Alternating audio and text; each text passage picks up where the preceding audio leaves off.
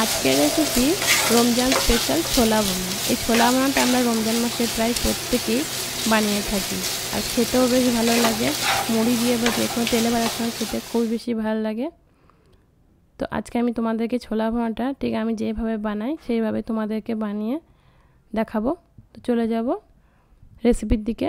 তো প্রথমে আমাদের লাগবে ছোলা ভুনার জন্য কালো ছোলা। তো এখানে আমি ছোলাটাকে আগে থেকে ভিজিয়ে রেখেছিলাম। ছোলাটাকে তোমরা 6 থেকে 8 ঘন্টা ভিজিয়ে রাখবে, আর যদি ওভারনাইট ভিজাতে পারো তাহলে খুবই ভালো।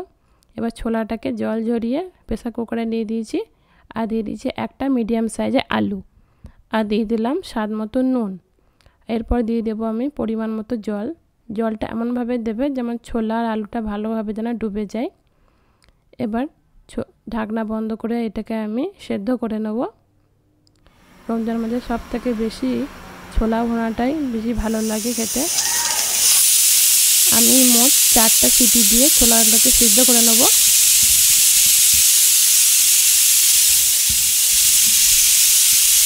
ছোলাগুলো সিদ্ধ হয়ে যাওয়ার পর ভালোভাবে জল ঝরিয়ে এটাকে আমি ঠান্ডা করতে দেবো। এরপর চলে যাব আমি ছোলাটা তৈরি করার পর্যায়ে। গ্যাসে বসিয়ে দিয়েছি একটা কড়াই, এবং এরপর এর মধ্যে আমি দিয়ে দিলাম সাদা তেল। তোমরা চাইলে সর্ষের তেল দিয়েও করতে পারো।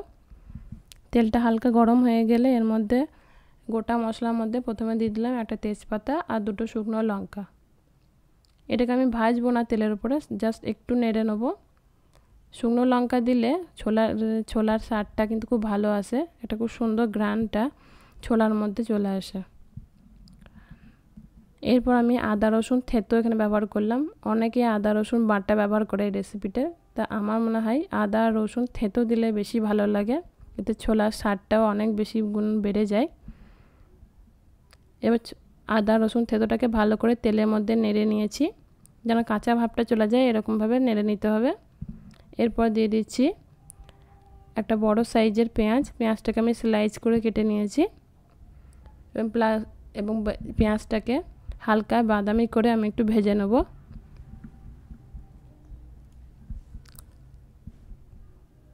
পেঁয়াজটা ভাজা হয়ে গেলে এর মধ্যে আমি কিছু গুঁড়ো মশলা অ্যাড করে দেবো। তার মধ্যে প্রথমে আমি দিয়ে দিচ্ছি হলুদ গুঁড়ো, এরপর আমি দিয়ে দেবো ঝালের জন্য লঙ্কার গুঁড়ো। এরপর এর মধ্যে আমি দিয়ে দিচ্ছি ধনিয়া গুঁড়ো,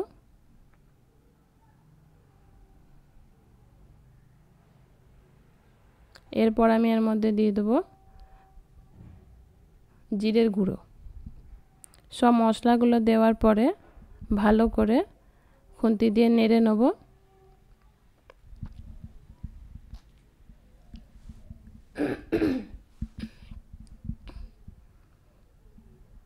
মশলাগুলোকে ভালো করে নেড়ে নেওয়ার পরে এর মধ্যে আমি দিয়ে দেবো স্বাদ মতো নুন।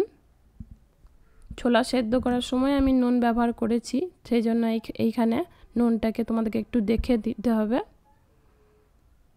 নুন দেওয়ার পরেও ভালো করে মিশিয়ে নেব। এবার অল্প জল দিয়ে আমি মশলাগুলোকে কষিয়ে নেব, যেন মশলাটা কোনোভাবে পুড়ে না যায়। ভালো করে কষানো হয়ে গেছে।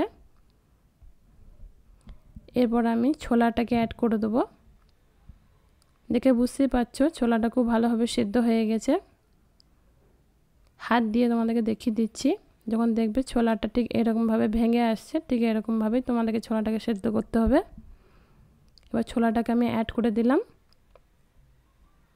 মশলার সাথে ছোলাটাকে ভালো করে মিশিয়ে নেব।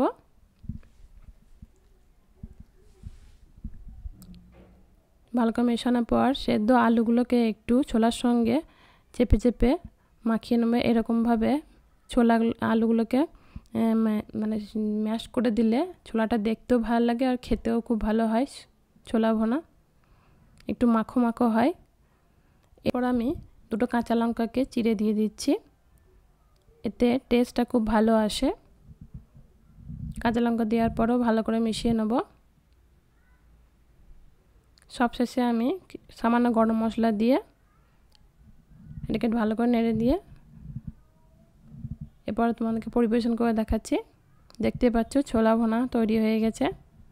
ছোলা ভুনা বানানো খুবই সহজ, তোমরাও এরকমভাবে বানিয়ে দেখো।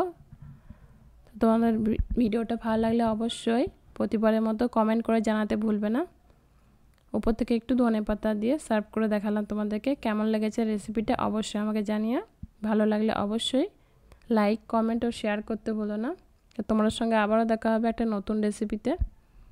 ততক্ষণ তোমরা ভালো থেকো, সুস্থ থেকো।